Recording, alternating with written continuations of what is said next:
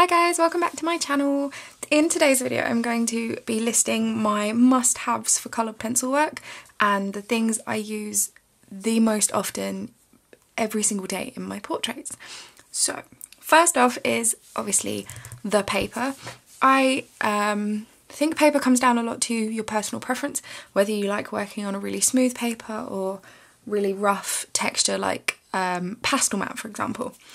Personally, I prefer hot pressed watercolour paper. This is a sheet of Fabriano. It is my personal favourite. It is a little pricey. Some other alternatives you can use that are very similar is the Saunders Waterford hot pressed watercolour paper. That's really nice.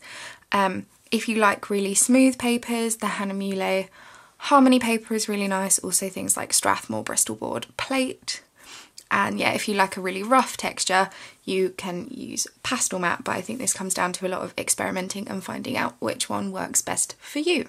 The second most important thing to have when you're working in coloured pencil is an eraser. These are best for lifting up your graphite if you outline in graphite and pulling up pencil if you make a mistake or want to bring out highlights. Personally, I use these ones. These are the Stabilo brightly coloured erasers. They're very cheap. You can get a pack of 5 or 6 on Amazon. I'll put links to everything down in the comments below. They are very good and they lift up graphite really well as coloured pencil. I've just got a piece of graphite and a piece of coloured pencil. I'm just going to use the red one. The colour of it makes absolutely no difference whatsoever.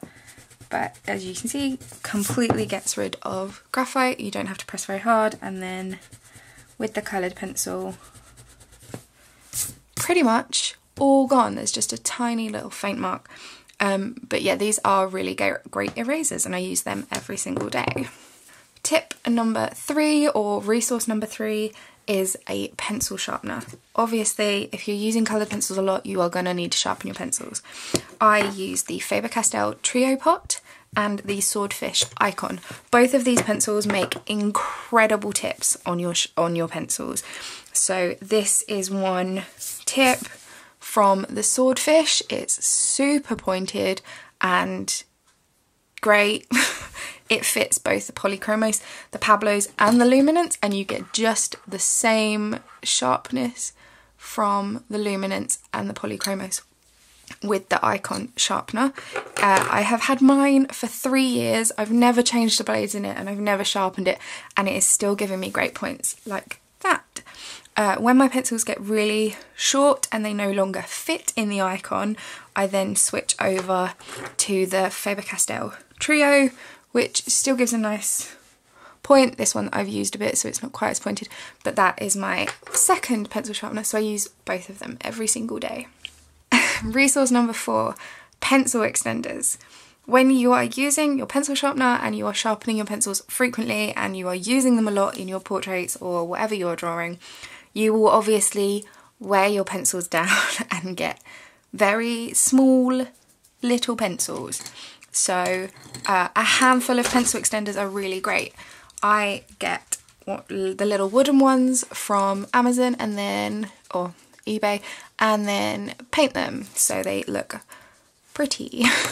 So I have so many of these now, all different colours, and they just fit the small pencils in, and you can get much more use out of your pencils than if it gets small and then you can't hold on to it.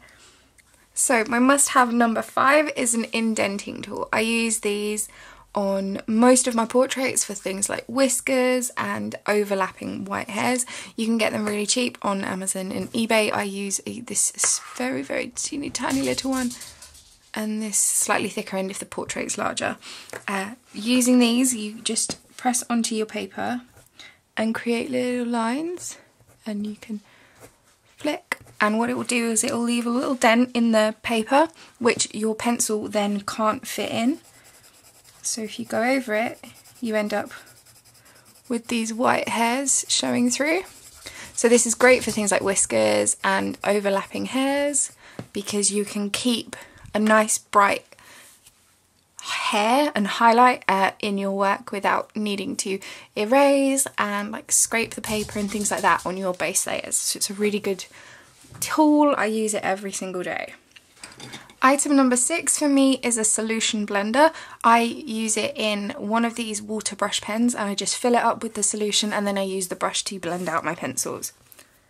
If you don't want to or can't burnish your work, then this is a great way to blend out your base layers and give you a really nice painterly effect to then build up your details on top of. I have weak wrists and burnishing my art really hurts, so I find it much easier to use a solution to blend it out. The ones I personally prefer are Zest It or Gamblin Gamsol. Both of them work really well. The Zest It smells like oranges and the Gamsol doesn't really smell of anything. But all you do for this one is you put down your layers of pencil and then you take your brush and just wipe over it, and it helps to push the pigment into the paper, and then you can blend it out much easier, and then when that dries you can draw on top of it.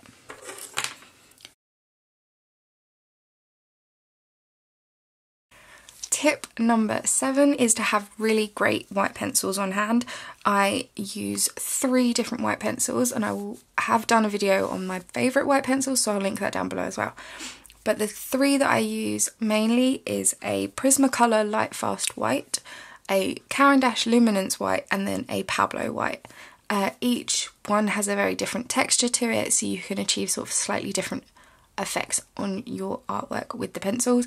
The Prismacolor is very waxy, so you end up with quite a bright final highlight. It's also quite good for blending, if that's how you want to blend. I personally don't like it for that, but it is a good pencil to use.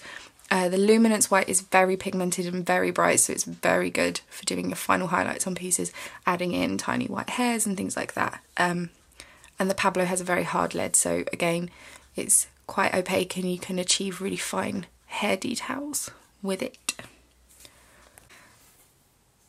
So the white pencil I use the most in my own work is the Prismacolor Lightfast White. I find it gets a really sharp point in the Faber-Castell pencil sharpener, and it is very opaque. It's quite soft, so you get a bit of smudging, but you can get really fine hair strokes in your work. So if you are trying to add highlights over really dark furs, you can see it comes up really well, and then you can carry on highlighting your patches. And also it is quite waxy, but you can add a pushed layer over the top of it again as well, so you can use varying layers. I have one more tip and then so my next one is a scalpel. This is one of my favourite ways to pull out final highlights in portraits. I think I was one of the first people to put a video about using a scalpel on YouTube. But basically, if you are cutting something, you hold it so the blade is obviously down, but with pencil portraits I hold it upright and then just gently go over. You don't want to press hard with this at all, otherwise you will tear your paper, which is no good, and you can just pull out really subtle highlights. This is really good for fine hairs. Just make sure that you are very careful when you work with the end of the blade or use a tissue.